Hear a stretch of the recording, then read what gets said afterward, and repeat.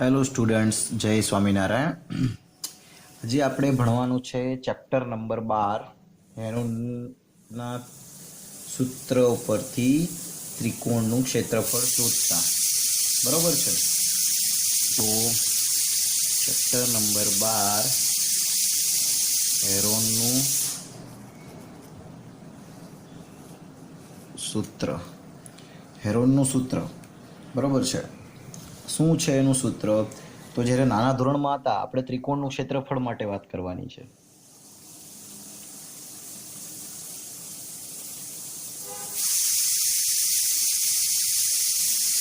નાના ધોરણની અંદર હતા તમે ત્યારે ત્રિકોણનું ક્ષેત્રફળ શોધતા શીખી ગયા છો. તમને યાદ છે કે ત્રિકોણનું ક્ષેત્રફળનું સૂત્ર શું આવે છે? બરોબર છે. સરખી રીતે ખ્યાલ છે કે ત્રિકોણનું ક્ષેત્રફળ કઈ રીતના શોધી શકાય છે. તો ત્રિકોણનું ક્ષેત્રફળ શોધવા માટે તમારી પાસે એક સૂત્ર હતું. માની લો કે આપણી પાસે આ કોઈ ત્રિકોણ છે, બરોબર છે. અહીંયા એનો વેધ છે જે 90 ડિગ્રી છે, બરોબર છે. તો સૂત્ર એ પ્રમાણે હતું કે ત્રિકોણનું ક્ષેત્રફળ બરાબર 1/2 ગુણ્યા પાયો ગુણ્યા વેધ. બરાબર છે. 1/2 ગુણ્યા પાયો ગુણ્યા વેધ. આ કઈ રીતના આવ્યું સૂત્ર? તો કે જો આ લોકોએ આ સૂત્ર કઈ રીતના અહીંયા બનાવેલું હશે, તો કે કેવી રીતે બનાવેલું છે, જ્યારે તમારી પાસે કોઈ લંબચોરસ હોય છે એને ધ્યાનમાં રાખીને આ લોકોએ ત્રિકોણનું ક્ષેત્રફળ બનાવેલું છે. કારણ જ્યારે તમે જો એને બે ભાગ પાડો છો, એક સરખા બે ભાગ પડે છે જ્યારે, ત્યારે તમને ખબર હોય તો આ 90 ડિગ્રીનો ખૂણો છે, આ 90 ડિગ્રીનો ખૂણો છે, બરોબર છે. તો આ માટે પહેલા તેને આપણે આખું આની આ લંબાઈ છે, આની આ પહોળાઈ છે. હવે લંબાઈ અને પહોળાઈનો ગુણોત્તર કરીએ એટલે તમને આખાનું ક્ષેત્રફળ મળી જશે. હવે જો તમને આખાનું ક્ષેત્રફળ મળી જાય, બરોબર છે, પણ તમારે શું શોધવાનું છે? આટલું ક્ષેત્રફળ શોધવાનું છે, બરોબર છે. તો તમે એવું કરતા હતા કે 1/2 ગુણ્યા L ગુણ્યા B. હવે એના આપણે અહીંયા L માટે શું લીધું? પાયો, એટલે કે આ, એટલે આખું અહીંયા છે. અને વેધ એટલે જો આ ઊંચાઈ અથવા તો આ ઊંચાઈ કહી શકીએ, બરોબર છે. તો એ થઈ ગયો અહીંયા આપણો વેધ. વેધ એટલે આપણી આ ઊંચાઈ. અને વેધનું તમને ખબર હોવું જોઈએ કે વેધ હંમેશા 90ના ખૂણે જ હોય છે. તો જો અહીંયા બી 90નો ખૂણો છે. આની ઉપરથી આ સૂત્ર આપેલું છે. પણ આ વસ્તુ ક્યારે ઉપયોગમાં આવે? કે જ્યારે તમને વેધ ખબર હોય, બરોબર છે. આ વેધ માટે જે તમારી પાસે છે, બરોબર છે, પાયાનો માપ તો ચલો મળી જાય, પણ જ્યારે તમને વેધ ખબર હોય અથવા તો આપેલો હોય અથવા તો તમે શોધી શકતા હોય, તો એવી સિચ્યુએશનમાં અથવા તો એવા જ પ્રસંગમાં એવા દાખલાની અંદર જ તમે આ સૂત્રનો ઉપયોગ કરી શકો. પણ ઘણી વખત એવું થાય કે આપણી પાસે વિષમ ત્રિકોણ કેવા કોઈ ત્રિકોણ આવી જાય કે જેની અંદર પાયો આપેલો હોય પણ વેધ આપેલો ના હોય, બરોબર છે. અને વેધ શોધવા માટે બી આપણી પાસે કોઈ વસ્તુ અથવા તો કોઈ કિંમત આપણી પાસે ના હોય. તો એવી સિચ્યુએશનની અંદર એવી જગ્યાએ આપણે માની લો કે જો આપણે એક્ઝામ્પલ લઈએ, આપણી પાસે છે અહીંયા એક ત્રિકોણ છે, માની લો કે, બરોબર છે. ત્રિકોણની અંદર આપણી પાસે છે આ 5 સેન્ટીમીટર, આ બી છે 5 સેન્ટીમીટર, આ બે આપણે 5 સેન્ટીમીટરના આપેલા છે. આ થઈ ગયો આપણો વેધ 90 ડિગ્રી. અહીંયાથી અહીંયા સુધીનું માપ છે 4 સેન્ટીમીટર, બરોબર છે. તો આપણે આનું ક્ષેત્રફળ શોધવાનું છે. હવે જ્યારે આપણે આનું ક્ષેત્રફળ શોધવાનું હોય તો સૌથી પહેલા આપણે પાયથાગોરસને યાદ કરીએ.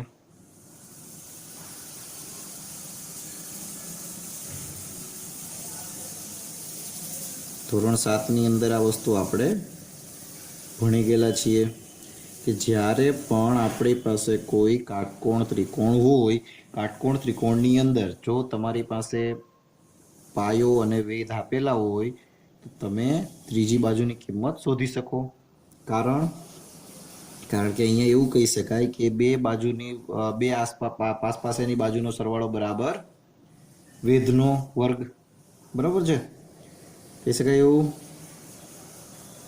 તો તમારી પાસે માની લો અહીંયા નામ આપી દો એ બી સી અને અહીંયા ડી છે, આ બિંદુ છે ડી નામ છે. તો આપણી પાસે અહીંયા શું થઈ ગયું, એ બી અને ડી. તો આ ત્રિકોણ થઈ ગયો આપણી પાસે. તો બે એક વેધ જો એટલે એવું લખી શકાય એ બી નો વર્ગ બરાબર એ ડી નો વર્ગ વત્તા બી ડી નો વર્ગ.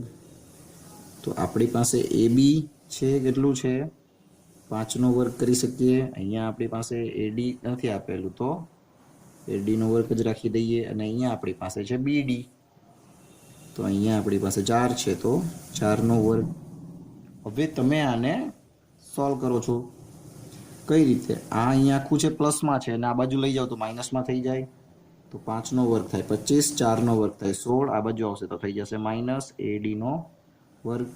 25 માંથી 16 જાય તો વધશે 9 બરાબર એડી નો વર્ગ. હવે એડી નો વર્ગ છે બરાબર છે, તો 9 ને તમે આવી રીતના લખી શકો એડી, કારણ કે અહીંથી વર્ગ નીકળશે તો અહીંયા વર્ગમૂળ લાગી જશે, વર્ગમૂળ, અને વર્ગમૂળમાં તો 9 એટલે 3 બરાબર એડી. તો ઊંચાઈ તમને મળેલી 3 સેન્ટીમીટર. હવે તમે આની અંદર સૂત્રમાં મૂકી શકો, બરાબર છે. હવે તમે આને સૂત્રમાં મૂકી શકો. જો અહીંયા આ બાજુ જશે તો માઇનસ થઈ જશે, 4 નો વર્ગ 16, 5 નો વર્ગ 25, 25 માઇનસ 16 કરો 9 થશે. 9 નો જે આ એડી નો વર્ગ છે આ બાજુ આવશે તો વર્ગમૂળ થઈ જશે, અહીંયા વર્ગમૂળમાં 3 9 એટલે 3 થઈ જાય. તો એડી બરાબર 3 એટલે તમને એનો વેધ મળી ગયો. હવે વેધ મળ્યા પછી આપણી પાસે સિમ્પલ સૂત્ર છે, બરાબર છે, ત્રિકોણનું ક્ષેત્રફળ બરાબર. હવે જો અહીંયા આ પાયો બરાબર છે, ત્રિકોણની અંદર તમને એવું આપેલું છે કે આ 8 નો છે, બરાબર છે. આની ઉપરથી તમે જો ફાઇન્ડ કરો તો તમને આ બી 4 મળી જશે, બરાબર છે. આપણે વધારે ટાઈમ વેસ્ટ નથી કરવો, પણ ખાલી જો સમજી લઈએ કે જો અહીંયા એક 5 નું છે, એક 3 નું હોય તો બીજી 4 ની થાય છે, તો અહીંયા બી એક 5 એક 3 તો બીજી 4 ની થશે ઓટોમેટિક. તો ટોટલ કેટલું થશે 8 સેન્ટીમીટર થશે. ત્રિકોણનું ક્ષેત્રફળ બરાબર 1/2 ગુણ્યા પાયો આપણી પાસે છે 8 સેન્ટીમીટર ગુણ્યા વેધ આપણી પાસે છે 3 સેન્ટીમીટર. અહીંયા સેન્ટીમીટરનો વર્ગ કે ક્ષેત્રફળ હંમેશા વર્ગમાં આવે છે. 2 ચોક 8 કટ કરી નાખ્યું, આપણી પાસે વધ્યું 12 સેન્ટીમીટરનો વર્ગ. પણ હવે માની લો કે આપણી પાસે એક ત્રિકોણ છે 4 5 અને 7, આવું કંઈક ત્રિકોણ છે, આનું ક્ષેત્રફળ શોધવાનું છે. તો કઈ રીતે શોધશો, ખબર નથી તો કઈ રીતે શોધવાનું. આપણી પાસે કોઈ બાજુ નથી, કોઈ કાટકોણ ત્રિકોણ નથી કે કોઈ માપ આપેલું નથી. તો એના માટે જ આપણે ઉપયોગ કરીએ છીએ હેરોન્સના ફોર્મ્યુલાનો, બરાબર છે. હેરોન્સનો ફોર્મ્યુલો છે એ કંઈક આવી રીતના કામ કરે છે. આપણે લખીએ એક વખત પછી સમજીએ. હેરોનનું સૂત્ર બરાબર, હેરોનનું સૂત્ર શું કહે છે તો કે પહેલાં તો અહીંયા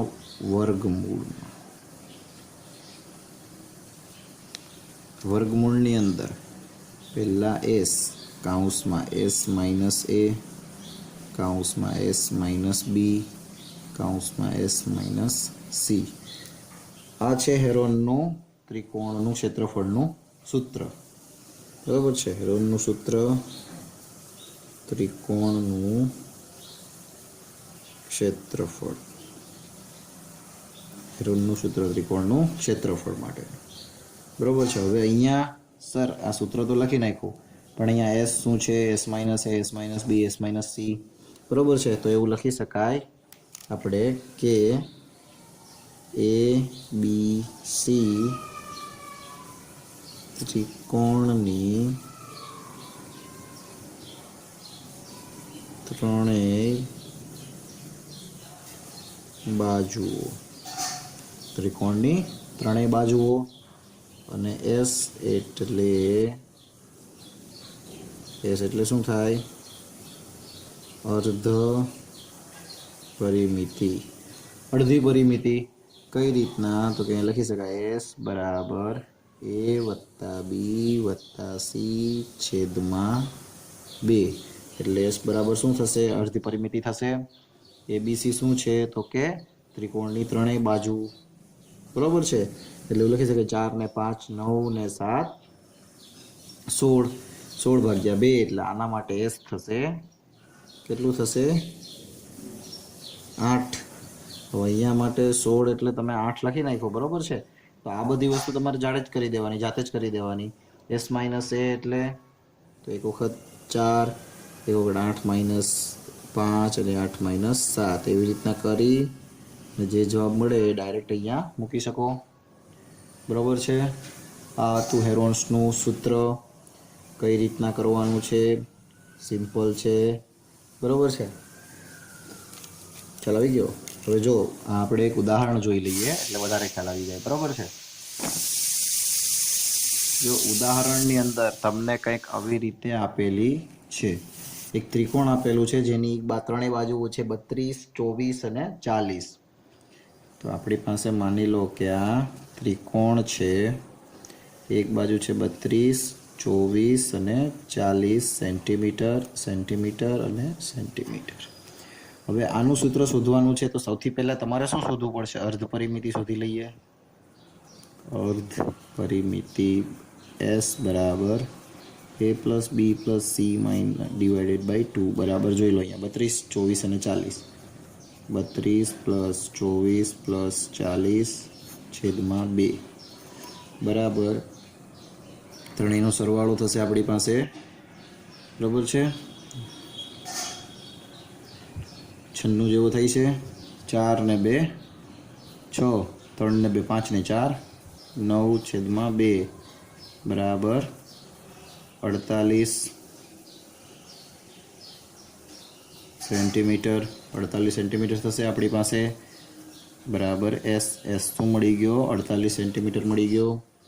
હવે પહેલું બી કરી નાખીએ જાતે. એસ માઇનસ એ બરાબર એસ માઇનસ બી બરાબર એસ માઇનસ સી બરાબર એસ છે આપણી પાસે 48 અને 48 માઇનસ 48 માઇનસ જો આને માની લો એ છે, આ બી છે અને આ સી છે. તો 32, 24 અને 40 બરાબર છે. 48માંથી 40 જશે તો 8 મીટર. બરાબર છે. અહીંયા 8 સેન્ટીમીટર. અહીંયા 24 જશે તો 24 સેન્ટીમીટર અને 16 સેન્ટીમીટર. હવે આને સૂત્રમાં મૂકી દો. બરાબર છે. સૂત્ર આપણી પાસે કંઈક આવું છે. એસ ગુણ્યા એસ માઇનસ એ ગુણ્યા એસ માઇનસ બી ગુણ્યા એસ માઇનસ સી.